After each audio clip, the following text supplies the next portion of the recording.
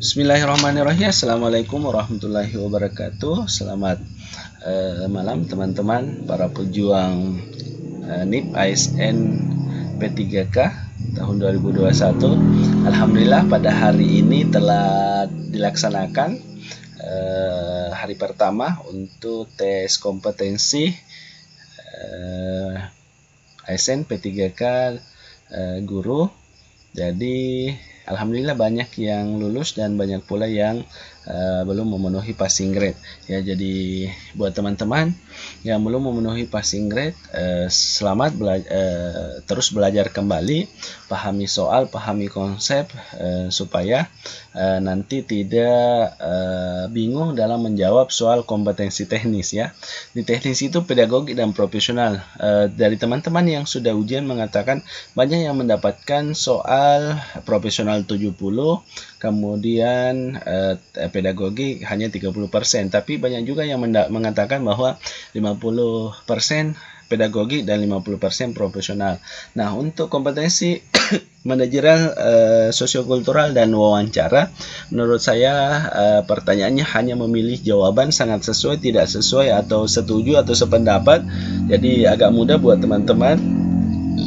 Kemudian untuk wawancara, di situ hanya studi kasus, bagaimana kita memahami. Jadi ini wawancara juga agak mudah. Jadi yang akan kita bahas adalah kompetensi teknis teman-teman. Kenapa banyak di luar dugaan soal-soalnya untuk kompetensi teknis ya. Jadi kita akan membahas kompetensi teknis, pedagogi dan profesional pada ujian hari pertama yang diberikan oleh teman-teman yang sudah ujian atau field report atau laporan langsung di lapangan ya. Untuk soal pertama, model pembelajaran yang mempunyai keunggulan antara lain bertindak kreatif, memecahkan masalah yang dihadapi secara realistis, merancang perkembangan kemajuan, berpikir siswa untuk menyelesaikan masalah yang dihadapi dengan tepat adalah role playing, B. inquiry, C. problem solving, D. picture and picture, E. cooperative learning. Jadi kita lihat soalnya teman-teman, ini adalah model pembelajaran yang mempunyai keunggulan adalah dia bertindak kreatif dan memecahkan masalah ya teman-teman. Role playing ini adalah bermain peran, kemudian inquiry itu adalah pembuktian ya, pembuktian. Kalau kita harus belajar kata kuncinya teman-teman ya. Kemudian problem solving itu berbasis masalah. Nah di sini ada memecahkan masalah, berarti ada kaitannya. Kemudian picture and picture itu dia menggunakan media pembelajaran dari gambar ke gambar. Kemudian cooperative learning itu dia mengutamakan kerjasama. Kemudian wajib ada penghargaan di akhir ya, wajib ada penghargaan. Jadi di cooperative learning begitu cara kita memaknai dan memahami konsep ya teman-teman. Jadi saya rasa mudah, ini jawabannya adalah C ya teman-teman.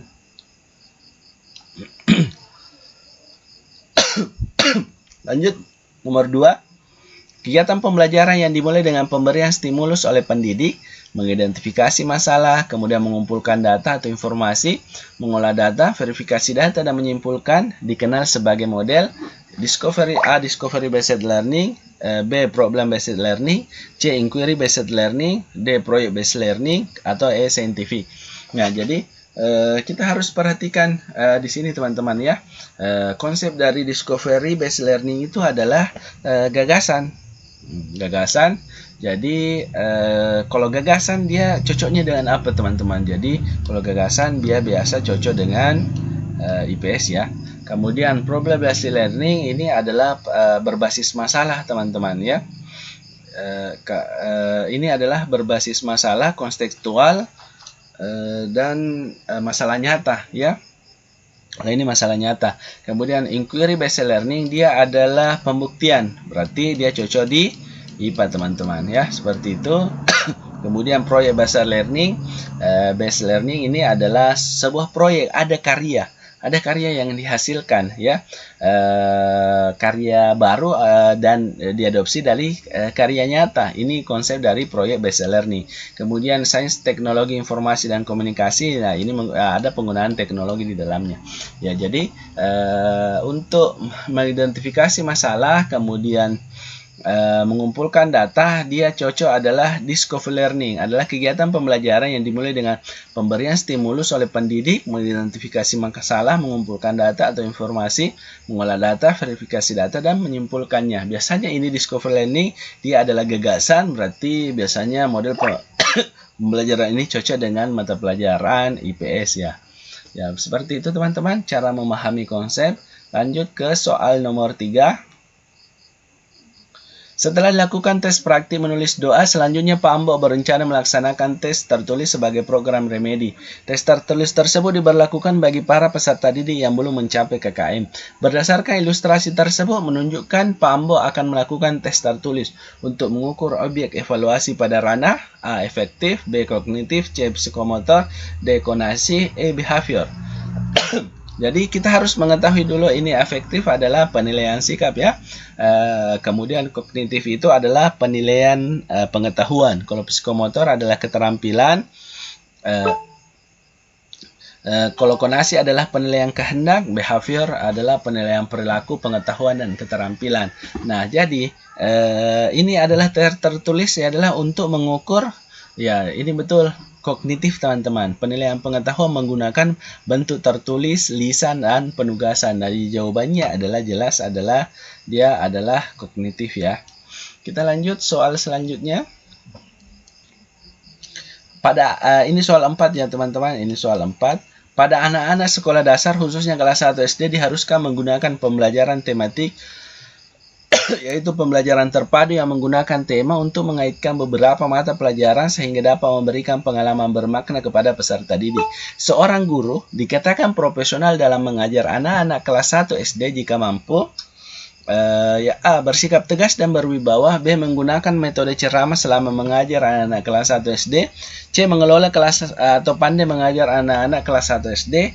D. Memakai metode diskusi setiap mengajar anak kelas 1 SD. E. Memberikan penjelasan dan latihan yang banyak selama mengajar anak kelas 1 SD.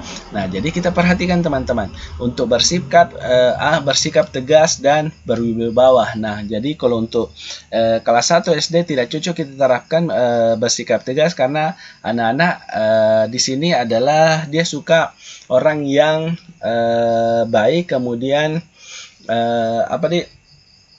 dia lebih senang kepada orang-orang yang guru yang tidak terlalu tegas ya, karena kenapa mereka mau bermain dan lain sebagainya.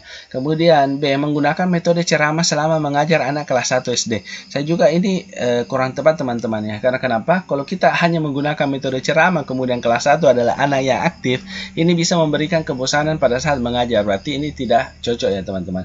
Kemudian mengelola kelas atau pandai mengajar anak-anak kelas 1 SD, saya rasa ini benar teman-teman ya, karena bagaimana kelas 1 bagaimana mengelola kelas, karena kelas 1 adalah anak-anak yang suka bermain, suka aktif dan lain sebagainya. Kemudian memakai metode diskusi setiap mengajar anak-anak kelas 1 SD. Saya rasa ini diskusi anak-anak kelas 1 belum mampu ya, belum mampu, jadi untuk D bukan. Kemudian memberikan penjelasan dan latihan yang banyak. Nah, ini anak kelas 1 SD, dia belum bisa mengerjakan terlalu banyak latihan ya. Jadi jawabannya yang benar adalah ini ya teman-teman, C ya.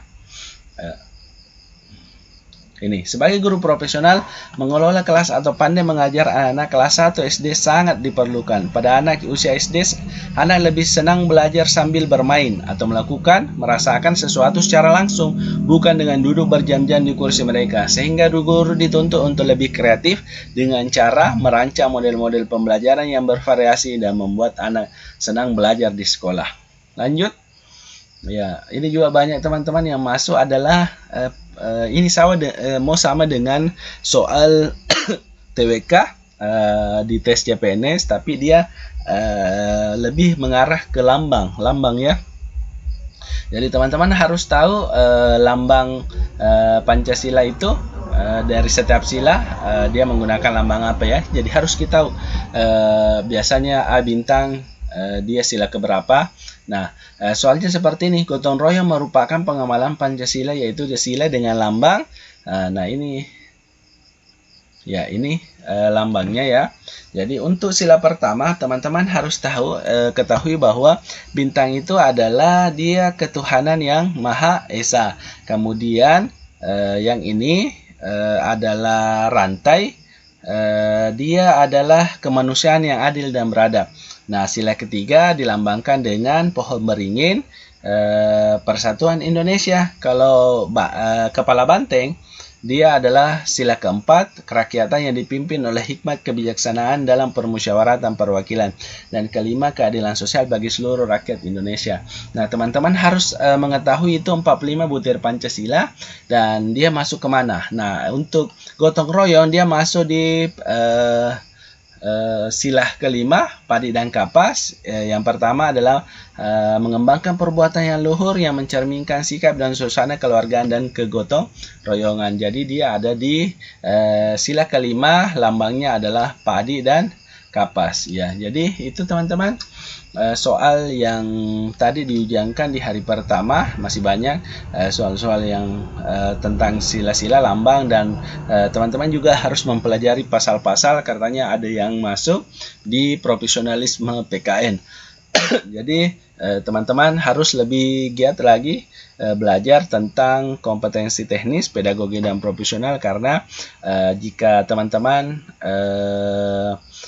sehingga teman-teman bisa lulus passing grade ya, karena kita tahu di guru SD itu 320, jadi minimal lah 65 benar ya teman-teman. Nah, untuk dapat passing grade beda dengan guru SMP biologi ataupun yang lain, dia masih 280 270 dia. Jadi untuk guru SD lebih ditingkatkan lagi pemahaman soal, kan kenapa nilai passing grade-nya juga lebih tinggi. Sekian teman-teman dari saya, semoga bermanfaat. Assalamualaikum warahmatullahi wabarakatuh.